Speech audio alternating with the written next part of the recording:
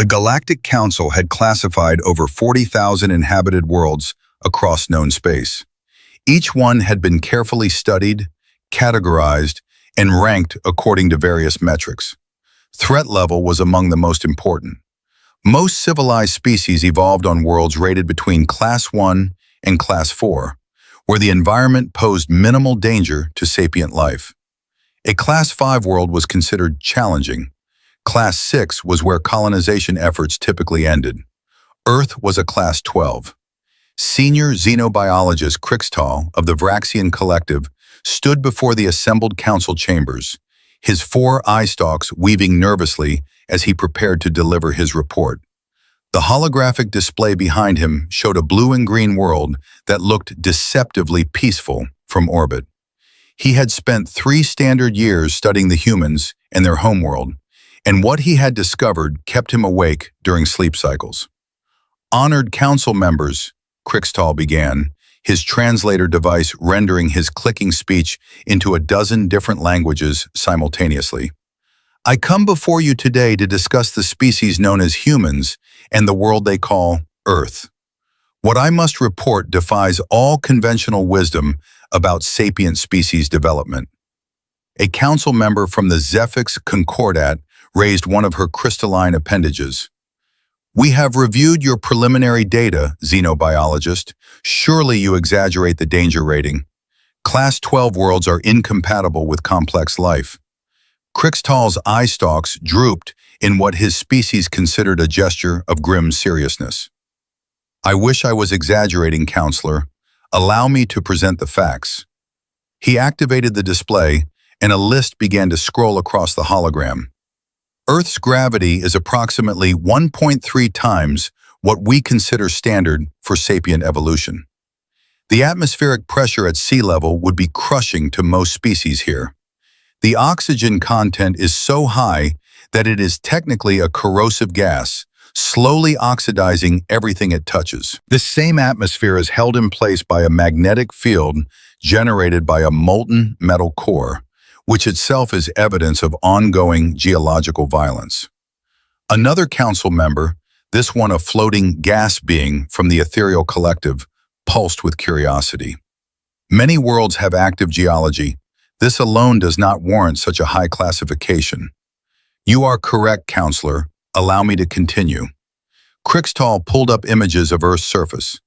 The planet's crust is fractured into massive plates that constantly grind against each other, causing earthquakes that can level cities. Volcanoes dot the landscape, capable of ejecting enough ash to alter global climate. The world has experienced 5 mass extinction events, and evidence suggests a 6th may be underway. He changed the image to show Earth's weather patterns. The hydrological cycle is extraordinarily violent. Water evaporates from vast oceans, forms into storm systems that release energy equivalent to multiple fusion bombs, then falls as rain or frozen precipitation. These storms can spawn rotating columns of air called tornadoes, with wind speeds exceeding 200 kilometers per hour. Hurricanes, even larger storm systems, regularly devastate coastal regions. Coastal regions where humans build their cities, observed a Quillian delegate, her scales rustling with disbelief. Indeed, Krixtal confirmed, but the weather patterns are not the most disturbing aspect. The biosphere itself is a nightmare of evolutionary arms races. Nearly every organism on Earth is trying to kill every other organism. Predation is the norm, not the exception. Parasites, venoms, toxins, and diseases have evolved to levels of sophistication we rarely see even on Class 8 worlds. He displayed images of Earth's creatures, a great white shark breaching the water, a saltwater crocodile's jaws, a box jellyfish trailing its lethal tentacles, venomous snakes, spiders, and insects, microscopic bacteria and viruses that could kill within days. The humans share their world with creatures that view them as prey, Krixtal continued. Their oceans contain predators large enough to swallow a Vraxian whole. Their jungles hide ambush predators with inch-long fangs. Even their microscopic life is hostile. Diseases like malaria, smallpox, and plague have killed millions of humans throughout their history. The council chamber fell silent. Finally, the Zephix counselor spoke again. Surely then the humans are working to leave this world. They have achieved faster-than-light travel. They could colonize any number of safer worlds. This was the moment Krikstal had been dreading. That is the purpose of my report, counselor. Despite having the technology to leave, despite being offered sanctuary on safer worlds by every species that has made contact with them, humans refuse to abandon Earth.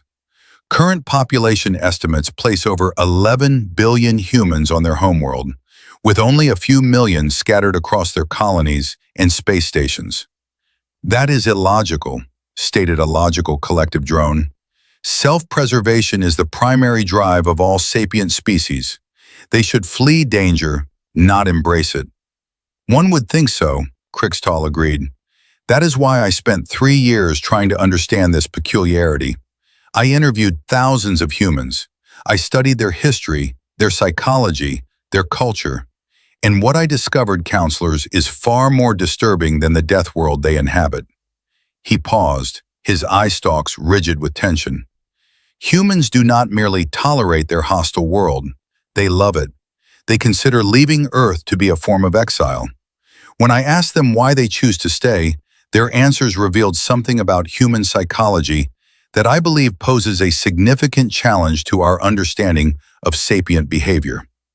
The holograms shifted to show human cities.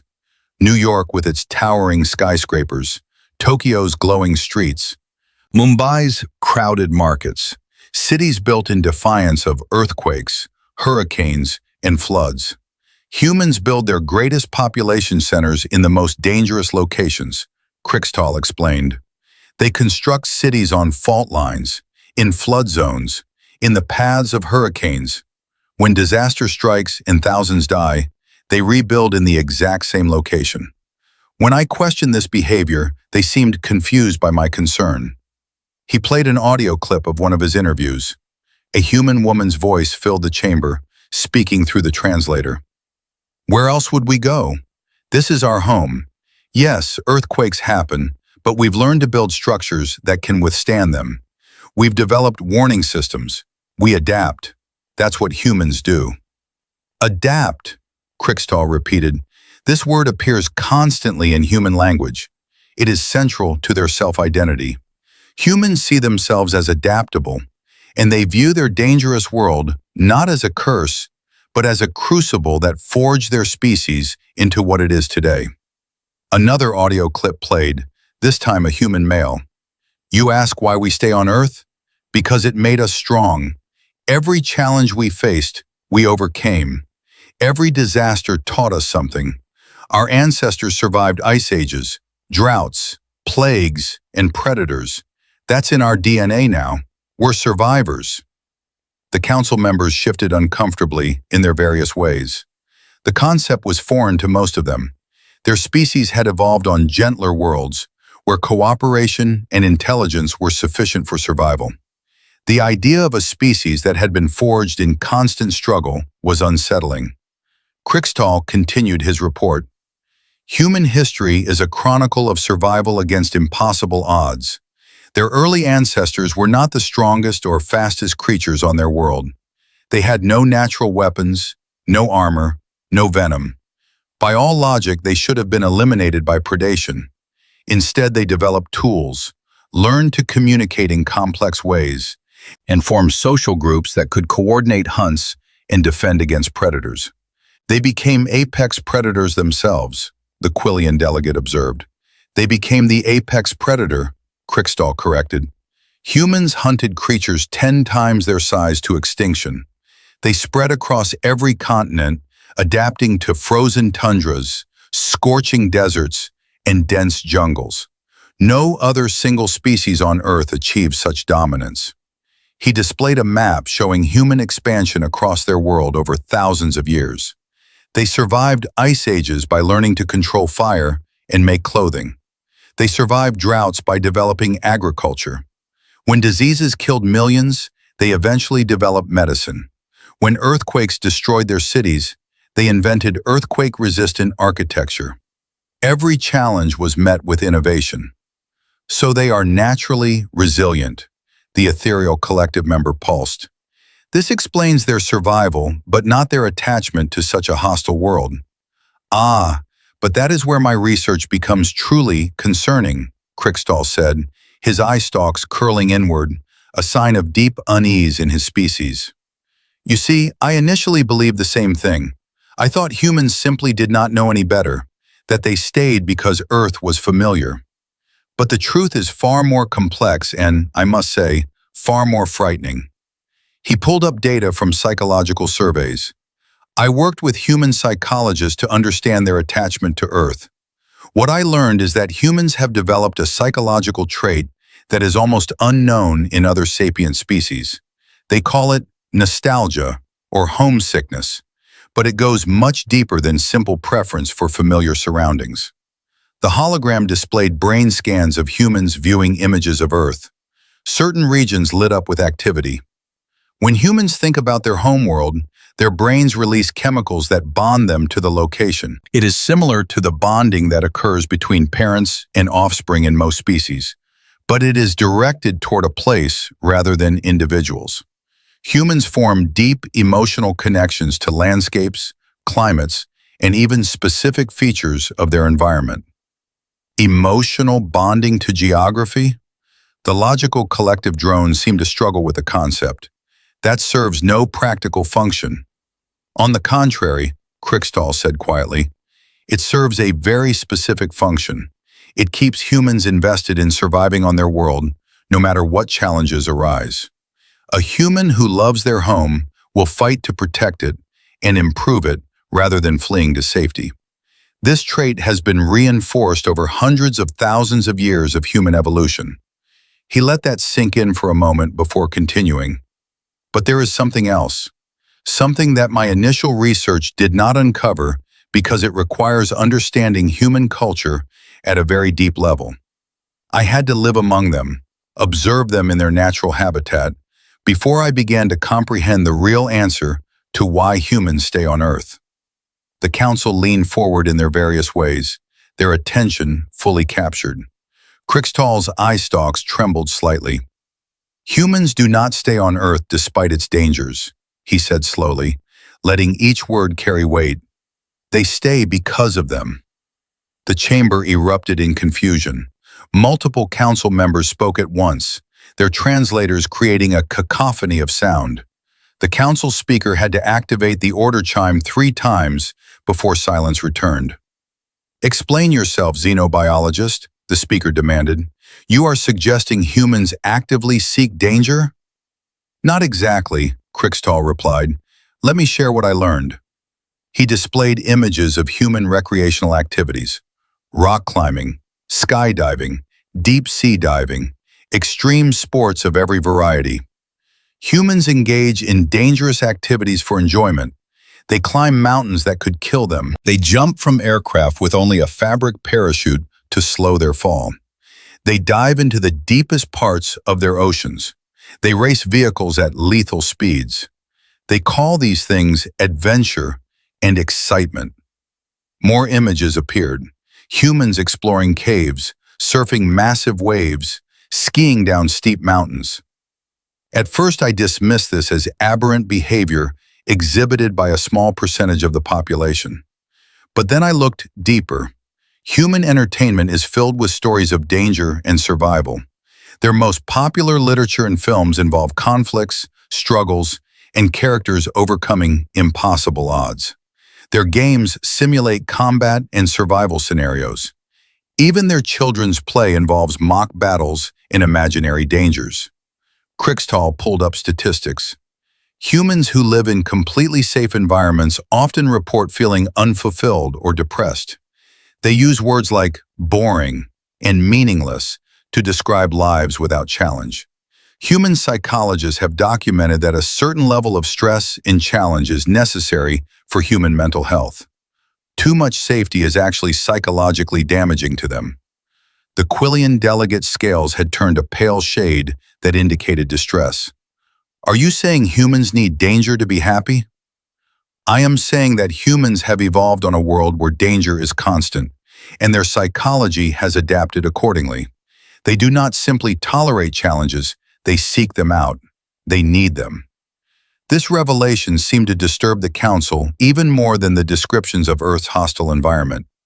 A species that needed struggle and danger was almost incomprehensible to civilizations that had spent millennia engineering safety and comfort into every aspect of their existence. Crickstall continued, sensing he had not yet delivered the full weight of his findings. There is a human concept called growth through adversity.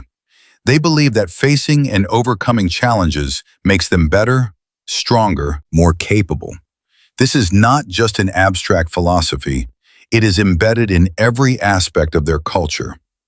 He displayed quotes from human literature and philosophy, ancient texts about the virtue of struggle, modern psychological theories about resilience, military doctrines about training through hardship. Humans deliberately make their lives harder, Crickstall said. They set difficult goals. They push themselves physically and mentally. Their educational systems are designed to challenge students to the point of stress. Their most respected individuals are often those who have overcome the greatest adversities. The ethereal collective member pulsed with alarm. This sounds like a species that is fundamentally unstable, perhaps even dangerous. That assessment has occurred to me as well, Crickstall admitted, which brings me to the most critical part of my report. I asked humans directly, why do you choose to live on a death world when you could live somewhere safer? The answers I received were remarkably consistent once I had earned their trust enough for them to speak candidly. He played a final audio clip, an older human man's voice, weathered but strong. You want to know why we stay? Because Earth isn't just our home, it's our test. Every generation of humans has faced the challenge of surviving here, and every generation has succeeded. Leaving would feel like giving up, like saying we're not good enough. We stay because we can, because we're humans, and we don't run from challenges. We face them. Another clip, a young woman this time. My grandmother lived through 3 hurricanes, an earthquake, and a pandemic. She never considered leaving. She taught me that humans thrive in adversity.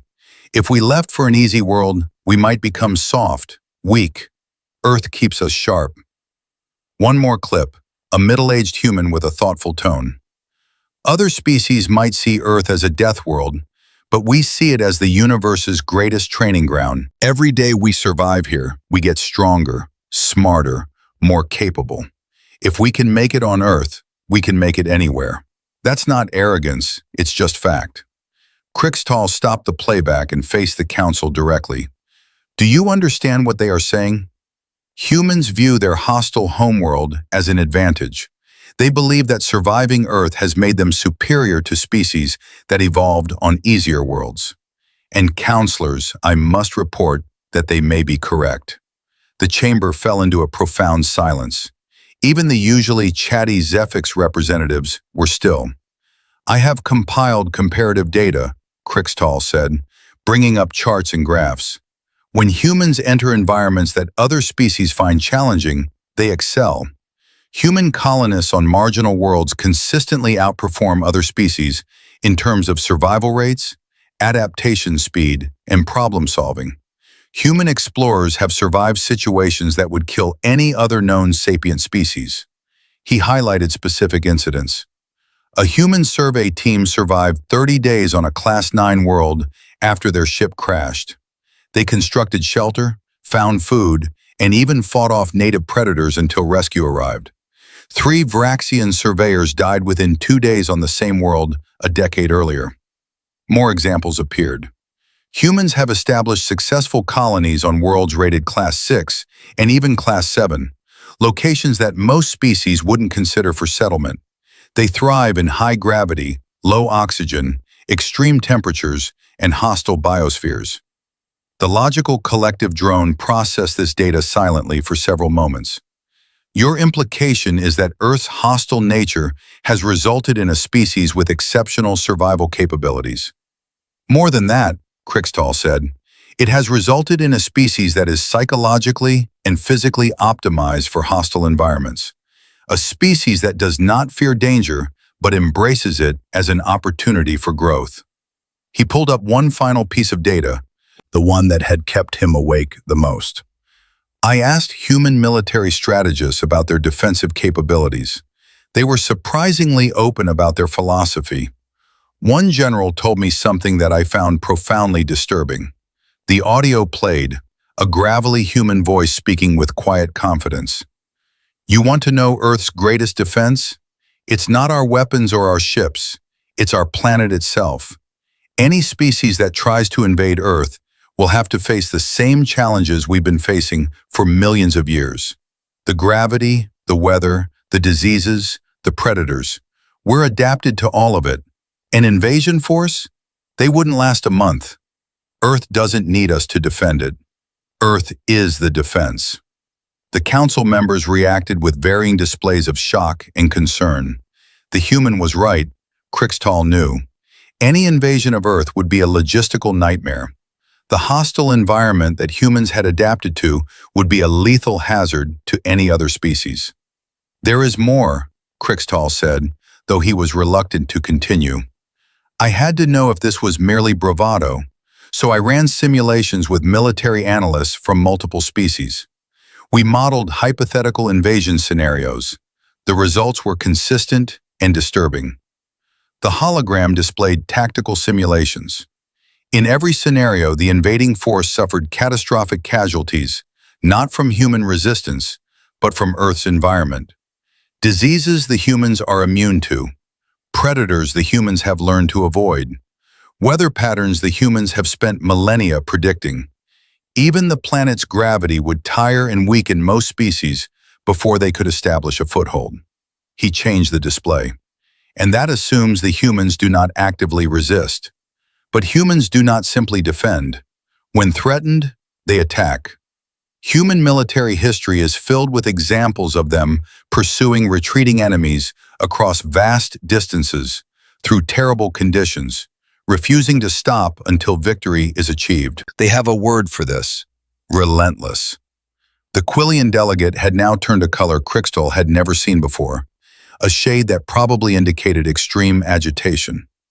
Xenobiologist, are you suggesting that humans are a threat to the Galactic Council? No, Crixtall said carefully. I am suggesting that humans are the product of a Class 12 death world, and we need to understand what that means.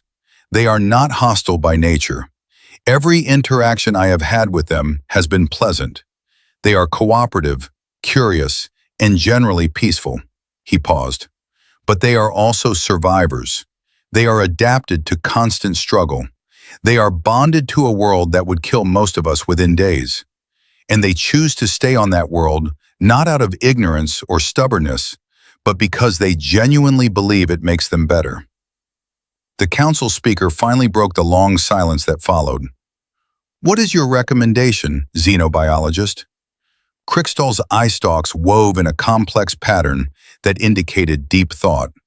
I recommend that we approach humanity with respect and caution. They are allies worth having, but we must understand that they operate from a fundamentally different set of assumptions than most sapient species. Where we seek safety and stability, they seek challenge and growth. Where we avoid danger, they use it as a tool for self-improvement. He pulled up his final slide, a simple image of Earth from space. We asked why humans choose to live on a death world. The answer is that they do not see it as a death world. They see it as home. They see it as the forge that made them what they are. And what they are, counselors, is possibly the most formidable sapient species in known space. Not despite their hostile world, but because of it. The council chamber remained silent for a long moment. Then the speaker spoke. This report will be classified at the highest level. We will need time to process these implications. You are dismissed, xenobiologist Crixtall. You have served the council well. As Crixtall left the chamber, he passed through the corridors where representatives from dozens of species conducted the business of galactic civilization. They were all from Class 1 through 4 worlds, places where life was relatively easy and safe. They had built their civilizations in comfort and security, and somewhere on a blue and green world that was constantly trying to kill everything on it, 11 billion humans were simply living their lives, facing challenges that would terrify any other species, and calling it home. Krikstal had spent 3 years trying to understand humans, and he had finally found his answer. But understanding the answer and being comfortable with it were two different things. As he returned to his quarters, he couldn't shake a simple, disturbing thought. If humans were this formidable after evolving on their death world, what would they become if they ever faced a challenge that was truly overwhelming? Would they rise to meet it as they always had? Would they adapt and overcome as their ancestors had done for millions of years? The thought kept him awake through another sleep cycle, because deep down, he knew the answer. Humans would do what they always did. They would face the challenge head-on, refuse to back down, and find a way to win. It was what their world had taught them. It was what made them human. And that, more than anything else in his report, was what terrified him most. In the weeks following Krikstal's report, the Galactic Council found itself in a state of quiet but profound unease. The classified documents were reviewed by the highest-ranking members of each species delegation. Security protocols were checked and double-checked, not because anyone believed the humans were a threat, but because the Council had suddenly realized they had been thinking about galactic civilization in entirely the wrong way. Ambassador Thelnora of the Zephix Concordat found herself unable to focus on her regular duties. She had read Krikstal's report 3 times, and each reading had left her more disturbed than the last. Finally, she decided she needed to see for herself. Using diplomatic channels, she arranged a visit to Earth. The human authorities were delighted to receive her. They offered her a choice of locations to visit, and she selected a city called San Francisco, primarily because it was listed as being on a major fault line. If she was going to understand humans, she needed to see their defiance of danger firsthand. The shuttle descent through Earth's atmosphere was her first real test. The buffeting of entry made her crystalline structure vibrate painfully.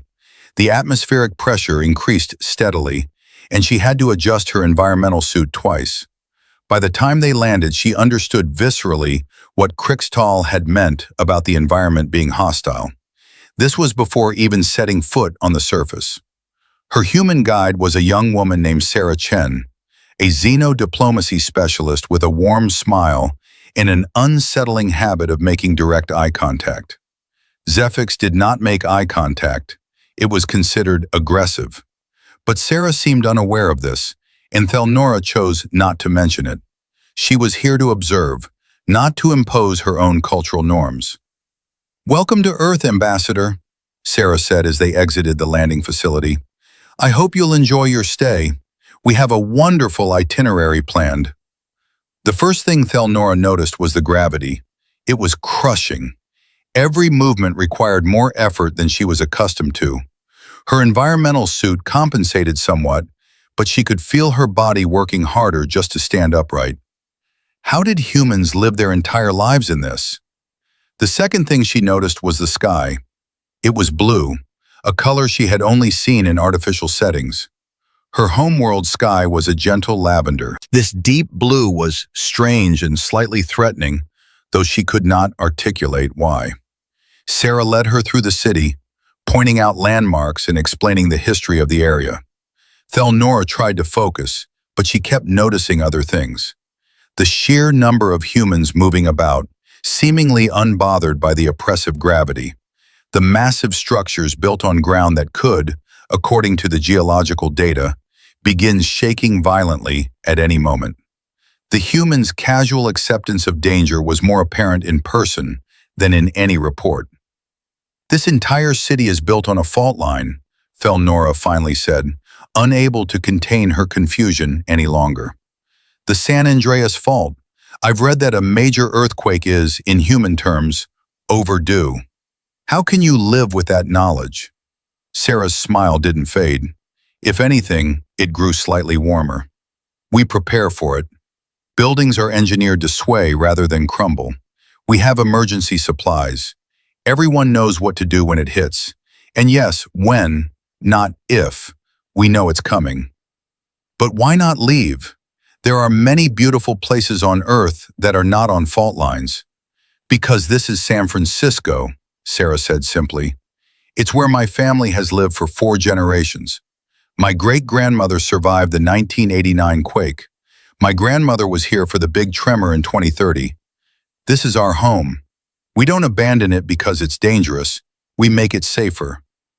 There was that word again, adapt. Crickstall had been right.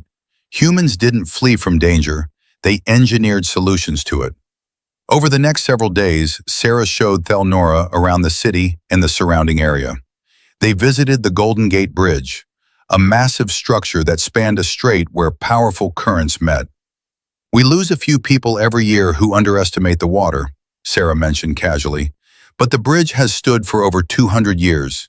It sways in earthquakes and high winds. Humans built it to last.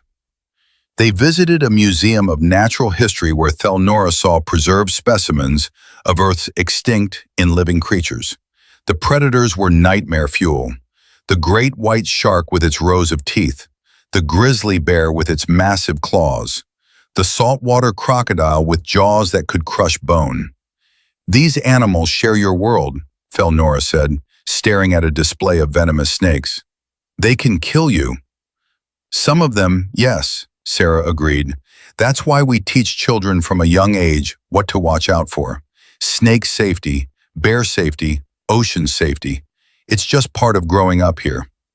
On my world, the most dangerous creature is a small burrowing animal that might scratch if cornered. We have no predators, no venoms, no diseases that cannot be easily cured. Sarah looked thoughtful. That sounds peaceful, but also, if you don't mind me saying, kind of boring? It was said without malice, just simple observation, but it struck Thelnora deeply. To Sarah, a world without danger was boring. Not safe, not ideal. Boring. That evening, Sarah took Thelnora to a restaurant overlooking the bay. As they ate, Thelnora decided to ask the question that had been forming since her arrival. Sarah, I've read the reports about your species. I've seen the data. I know that humans could colonize safer worlds, yet you choose to stay here. I need to understand why, in your own words, from your own perspective. Sarah took a sip of her wine, considering the question. Have you ever pushed yourself to do something really difficult, Ambassador? Something that scared you, but you did it anyway? Yes, I suppose so. My qualifying examinations for the diplomatic corps were extremely challenging.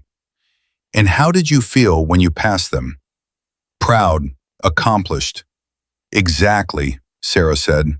Now imagine that feeling, but as the foundation of your entire existence. Humans evolved fighting for survival. Every day was a challenge. Find food, avoid predators, survive the weather. That struggle shaped us. It's in our DNA, our psychology, our culture. She gestured out at the city lights. We don't stay on Earth because we don't know any better. We stay because Earth is where we became human. Every challenge this planet threw at us, we overcame. Predators? We became better predators. Diseases? We developed medicine. Earthquakes? We learned to build structures that can withstand them. Earth didn't make us weak. It made us strong. But at such a cost, Thelnora protested. So many humans have died to natural disasters, diseases, animal attacks. Your species' history is filled with suffering. Yes, Sarah acknowledged, and that suffering taught us things that species from gentler worlds may never understand. We learned resilience. We learned that setbacks are temporary. We learned that humans can endure almost anything and come out the other side. She leaned forward. Let me ask you something, Ambassador. What happens to your species when you face a crisis? A real crisis, something you've never encountered before. Thelnora thought about it.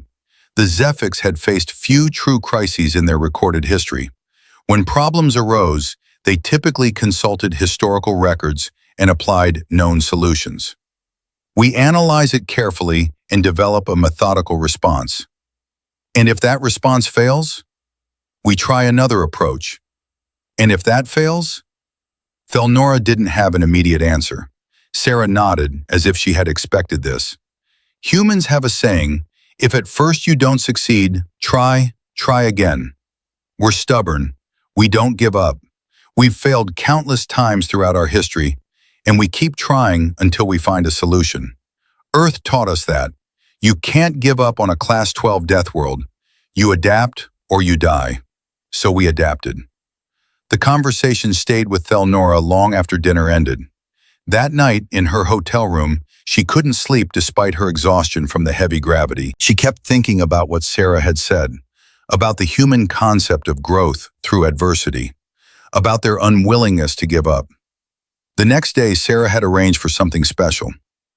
I thought you might like to see one of Earth's wilderness areas, experience the planet in a more raw state. They took a transport north to a place called Yosemite National Park. As they flew over the landscape, Thelnora saw vast forests, towering granite cliffs, and waterfalls that dropped hundreds of meters. It was beautiful and terrifying in equal measure. When they landed and exited the transport, Thelnora immediately felt the difference. The city had been tamed, covered in concrete and steel. Here, Earth was wild. The trees were enormous, their bark rough enough to tear skin. The air smelled of pine and something else she couldn't identify.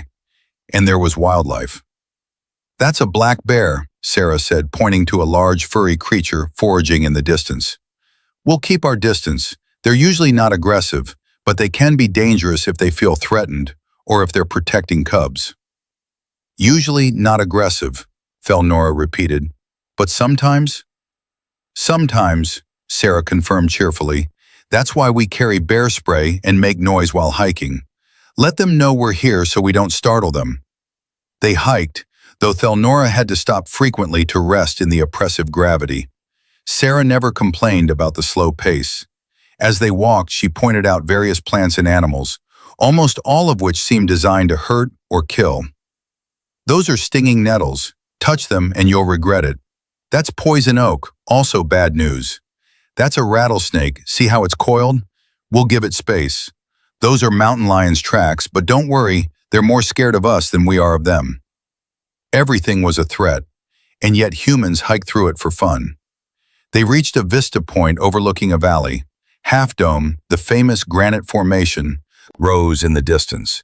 It was beautiful in a harsh, unforgiving way. People climb that, Sarah said, following Thelnora's gaze.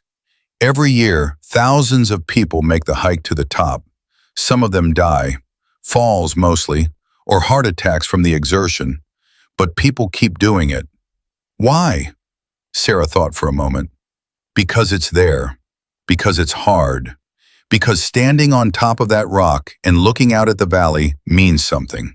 It means you pushed yourself. You accomplished something difficult. That feeling, Ambassador, that's what humans live for. They sat on a bench at the vista point, Thelnora in her environmental suit, Sarah in simple hiking clothes. The silence stretched between them, but it was comfortable. Finally, Thelnora spoke. I'm beginning to understand. For humans, challenge is not something to be avoided. It is something to be sought. We need it, Sarah agreed. A human without challenges becomes depressed. We call it purposelessness. We need to feel like we're working towards something, overcoming something, achieving something. Earth gave us that in abundance. It still does. And that is why you stay. That's why we stay, Sarah confirmed. Not because we're trapped here or ignorant of alternatives, but because Earth, for all its dangers, is the perfect home for a species like us.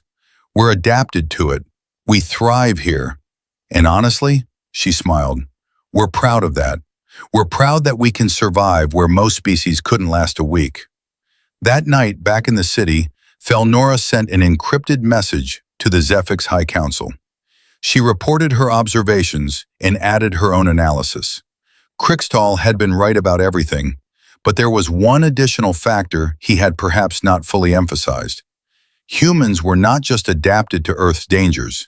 They were proud of it. Their ability to survive on a Class 12 death world was a core part of their identity. It was what made them feel special, capable, formidable. To ask a human to leave Earth was not just asking them to relocate. It was asking them to give up a fundamental part of what made them human. The realization was profound and troubling. On her last day on Earth, Sarah took Thelnora to the beach. The Pacific Ocean stretched to the horizon, vast and powerful. Waves crashed against the shore with enough force to knock over anyone who wasn't careful. Sarah had warned her about riptides, about sneaker waves, about the cold water that could cause hypothermia in minutes. "Let me guess," Thelnora said. "People swim here despite all those dangers." "Surfing is incredibly popular," Sarah confirmed, pointing to several humans riding waves on boards. "It's dangerous. People drown every year. But it's also exhilarating. That's the trade-off, risk versus reward." They walked along the beach, and Thelnora found herself thinking about her own world. Peaceful, safe, comfortable. No one ever drowned on her world. There were no riptides, no sharks, no venomous creatures hiding in the sand. But also, when was the last time a Zephix had done something truly daring? When had her species last faced a significant challenge? They had solved most of their problems millennia ago. Life was predictable, orderly, safe, boring. The thought shocked her. She had never considered her homeworld boring before. But compared to Earth, with its constant dangers and challenges and opportunities for growth, her world suddenly seemed very tame indeed. "Sarah," she said slowly, "what do you think would happen if Earth suddenly became safe? If we used technology to stabilize the tectonics, control the weather, eliminate the predators and diseases?" Sarah's expression became troubled. "Honestly, I think it would break us. Not immediately, but over generations. We'd lose something essential. The challenges shape us. They give us purpose. Without them," she trailed off. "You would become soft," Thelnora said. "Weak. Maybe. Or maybe we'd just be bored and start creating our own challenges. Humans are good at that too. When life gets too easy, we make it harder. We set bigger goals. We push further. It's what we do." As they stood on the beach watching the waves, Thelnora finally understood. This was not about humans being stubborn or foolish. This was about a fundamental difference in how species viewed existence itself. Most species in the galaxy saw survival as the goal. Once survival was assured, they focused on comfort, knowledge, art, philosophy. They transcended their base needs and pursued higher purposes. Humans saw survival as the starting point. The real goal was thriving, growing, pushing boundaries, overcoming challenges. Survival was just the price of admission to the real game. And Earth, that Class 12 death world that would kill most species in days, was the perfect playing field. When Thelnora returned to the Galactic Council, she submitted her own report. It corroborated everything Crixtal had observed, but added a crucial element. Humans were not dangerous despite their death world. They were formidable because of it, and they knew it. "We must reconsider how we think about humanity," she wrote in her conclusion. "They are allies, trading partners, and fellow members of the galactic community, but they are also unlike any other species we have encountered. They have been forged in a crucible of constant challenge, and they have emerged not broken, but stronger. We would do well to remember that." The report circulated among the Council's highest levels. Some members found it reassuring, believing that humans' challenging nature would make them valuable allies in any crisis. Others found it deeply unsettling, worried about what such a formidable species might do if they ever decided to expand aggressively. But all of them agreed on one point. The question of why humans chose to live on a death world had been answered, and the answer changed everything they thought they knew about sapient species development. Lieutenant Commander Jackson stood in the observation deck of the human space station Endeavour, looking down at Earth. He had been born on Mars, grown up on Luna, and spent most of his adult life in space. He had visited many worlds in his career with the United Earth Space Force. Some of them were beautiful. Many of them were safer than Earth. But none of them were home. He was joined by his colleague, Dr. Yuki Tanaka, a xenopsychologist who had spent years studying how other species reacted to humans. She had been reviewing the latest intelligence reports, and her expression was troubled. "Have you read the council reports?" she asked. "The ones about how they perceive us?" "The ones calling Earth a death world?" Jackson smiled. "Yeah, I've seen them. Class 12, right? I guess we should be flattered. They're afraid of us, Jack. Not overtly hostile, but definitely wary. They think our homeworld has made us dangerous." Jackson considered this. "Are they wrong?" Yuki didn't answer immediately. "I've been thinking about that, about what makes humans different.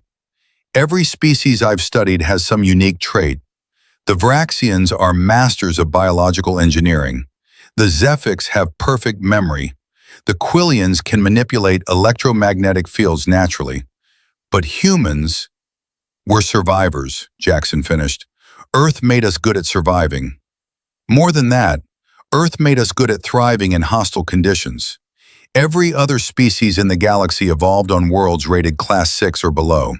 When they encounter challenges, they either apply known solutions or they research until they find new ones. Methodical, logical, careful. And humans? We improvise. We adapt on the fly. We try things that logically shouldn't work, and somehow we make them work. Our military calls it operational flexibility. Our scientists call it creative problem solving. But it all comes down to the same thing. Earth taught us that there's no such thing as a perfect plan, so we got really good at dealing with imperfect situations." Jackson looked back down at the planet. From orbit, it looked peaceful. The blue oceans, the white clouds, the green and brown continents. You couldn't see the hurricanes that were forming over the Pacific. You couldn't see the earthquake that had just struck Indonesia. You couldn't see the volcanic activity in Iceland. From up here, Earth looked like any other habitable world. But it wasn't. Earth was special, and it had made humans special too. "Do you think they have reason to be afraid?" he asked. Yuki joined him at the window. "I think they have reason to be cautious. Humans are peaceful by nature. We're cooperative, social, empathetic, but we're also relentless when we need to be. We don't give up. We don't back down. When pushed, we push back harder. Earth taught us that too. So what do we do? How do we make them understand that we're not a threat? We keep doing what we're doing. We cooperate. We trade. We share knowledge. We help where we can. But I don't think we can make them fully comfortable with us, Jack, because the truth is, we are different. We are the products of a world that tried to kill us every day for millions of years, and we won. That's going to be intimidating no matter how nice we are about it." They stood in silence for a while, watching their homeworld turn below them. Finally, Jackson spoke again. "You know what I think? I think they don't understand that Earth didn't make us dangerous. It made us capable. There's a difference. We don't seek conflict, but when conflict comes, we're ready for it. That's what Earth taught us. Be ready for anything." "That's exactly what scares them," Yuki said softly. "A species that's always ready for conflict, even if they don't seek it, is a species that's hard to predict, and unpredictability is frightening." Below them, Earth continued its eternal dance. The tectonics shifted by millimeters. The weather systems evolved. The biosphere continued its endless struggle for survival. And on the surface, 11 billion humans went about their lives, navigating dangers that would paralyze most other species, and calling it just another day. In the halls of the Galactic Council, debates continued about how to approach humanity. Trade agreements were negotiated carefully. Defense pacts were written with precise language. Cultural exchange programs were monitored closely. Everyone wanted to be humanity's friend, but no one was quite sure how to be comfortable with a species from a Class 12 death world. What they didn't understand, what they couldn't understand unless they were human, was that humans didn't want to be feared, they just wanted to be understood. Earth had made them strong, it had made them adaptable, it had made them resilient, but most importantly, it had made them appreciate life in a way that species from safer worlds perhaps never could. When every day was a gift, when survival was never guaranteed, when disaster could strike at any moment, you learned to value what you had. You learned to connect with others who shared your struggles. You learned to celebrate victories no matter how small.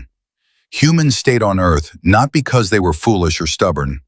They stayed because Earth, for all its dangers, had given them something precious: perspective. They knew how fragile life was. They knew how quickly things could change. They knew that nothing was guaranteed.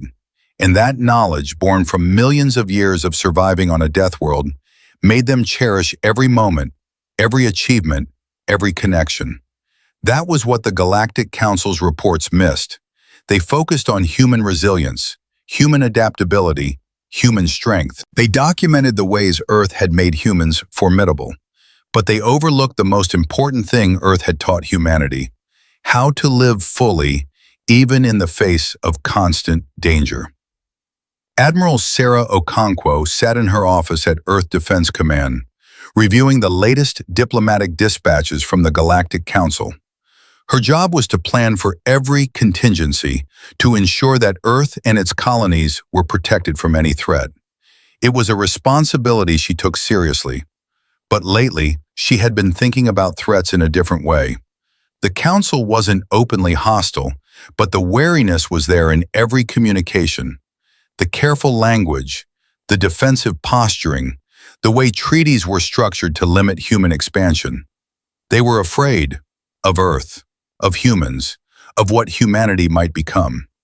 Her aide, Colonel Martinez, entered with another report. "More intelligence from the Vraxian Collective, Admiral. They've been running military simulations." Simulations of what? Of various scenarios involving human forces. According to our sources, humans consistently outperform their projections. They're trying to understand why. Sarah almost smiled. Did they figure it out? They think it has to do with our training methods. They don't understand why we intentionally put our soldiers through hardship, why we train in harsh environments, why we push people to their limits. Because Earth pushes us to our limits every day, Sarah said. Our training just prepares people for what they'll face back home. It's normal for us. That's what terrifies them, ma'am. What we consider normal preparation for life on Earth, they consider extreme hardship training. Sarah leaned back in her chair. "Colonel, do you know what the most dangerous thing about humanity is, from the Council's perspective? Our combat capabilities? No, it's that we don't see ourselves as dangerous. We see ourselves as normal. Every trait that intimidates them, we consider baseline human nature. Our adaptability, our stubbornness, our refusal to give up, our ability to thrive in harsh conditions. To us, that's just being human. We don't think we're special. We think we're ordinary." "But we're not," Martinez said. "Compared to every other species in known space, humans are extraordinary survivors." Exactly, and that gap in perception is what worries me. They see us as potential threats. We see ourselves as cooperative neighbors. As long as that disconnect exists, there's always the possibility of misunderstanding. Martinez was quiet for a moment. "What do we do about it, Admiral?" "We keep being exactly what we are. We keep proving that Earth made us strong, not cruel. That our ability to survive doesn't make us aggressive. That we can be both formidable and friendly." She looked out her window at the Earth below.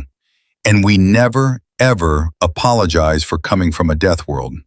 Earth made us who we are. If they can't understand that, that's their problem, not ours." As the days and weeks passed, more reports filtered through the galactic intelligence networks. The Council had commissioned studies on human psychology, human history, human culture. They were trying to understand what made humans tick, what drove them, what they might do in various scenarios. One report, prepared by a team of Quillian sociologists, came to a conclusion that both reassured and troubled the council in equal measure. Humans are not naturally aggressive or expansionist. However, they are naturally competitive and challenge-seeking. They will push boundaries not out of hostility, but out of curiosity and a desire to test their limits. They will pursue goals that other species would consider impossible, not because they need to, but because the challenge appeals to them. Another report, this one from Zephic psychologists, noted, human emotional attachment to their homeworld is stronger than any species we have studied. This attachment appears to be partly instinctual and partly cultural. Humans who have never set foot on Earth still identify as Earthlings and express loyalty to the planet. This tribal identification with a Class 12 death world may explain their unusual tolerance for risk.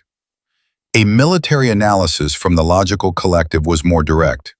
In simulation, human forces demonstrate superior adaptability and resilience compared to any other known species. This advantage becomes more pronounced as conditions become more chaotic. Recommendation: do not engage human forces in prolonged conflict, especially in variable environments. Humans excel when situations deviate from predictable parameters. All of these reports circled back to the same central truth. Earth had made humanity into something unique in the galaxy. Not better or worse, but different. And different was unpredictable.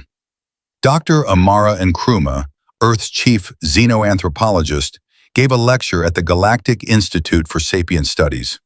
Her presentation was titled, "The Evolution of Humanity on a Class 12 World: Implications for Interspecies Understanding." The auditorium was packed with researchers from dozens of species.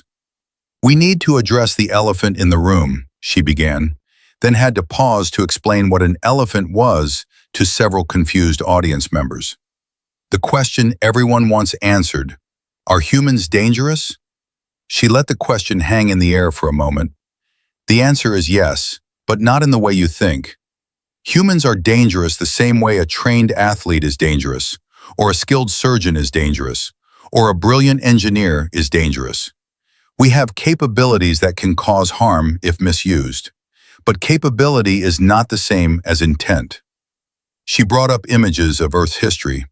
My species has survived ice ages, plagues, wars, natural disasters, and our own worst impulses. We have made terrible mistakes. We have hurt each other and our world, but we have also shown remarkable capacity for cooperation, empathy, and growth. Earth didn't just teach us to survive, it taught us to survive together. More images appeared, showing human cities, communities, families. Humans are social creatures. We thrive in groups. We form bonds not just with other humans, but with other species as well. Many humans keep animals as companions. We have domesticated dozens of species, not through force, but through mutual benefit. We are capable of forming deep connections with beings very different from ourselves.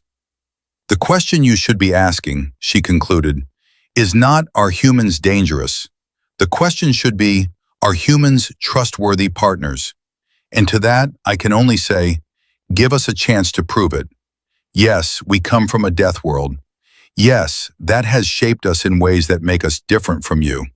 But different doesn't mean incompatible. Let us show you what humanity can offer to the galactic community. The lecture was well received, though questions persisted. Trust, after all, was not built through presentations. It was built through time, through consistent action, through demonstrated reliability. And humans were willing to put in that work. Because if there was one thing Earth had taught them, it was patience. Mountains eroded slowly. Species evolved over millions of years. Ecosystems balanced themselves through countless small interactions. Humans understood that some things couldn't be rushed. Building trust with an entire galactic civilization would take time. But humans had time. They had survived this long. They could wait a little longer. In the end, the answer to why humans chose to live on a death world terrified other species, because it revealed something they hadn't considered: that danger could be a feature, not a bug; that challenge could be desirable, not something to avoid; that a hostile environment could forge a species into something remarkably capable without making them hostile themselves. Earth was humanity's home, humanity's teacher, humanity's crucible. And humans wouldn't trade it for anything in the galaxy. Not because they didn't know better, but because they knew exactly what Earth had given them: strength, adaptability, resilience, perspective, purpose. And those gifts, born from a Class 12 death world, were worth every hurricane, every earthquake, every predator, every disease, every danger that Earth had ever thrown at them. That was the answer that terrified the galaxy. Humans didn't just survive their death world, they thrived on it, they loved it, they chose it. And that made them unlike anything the galaxy had ever encountered before.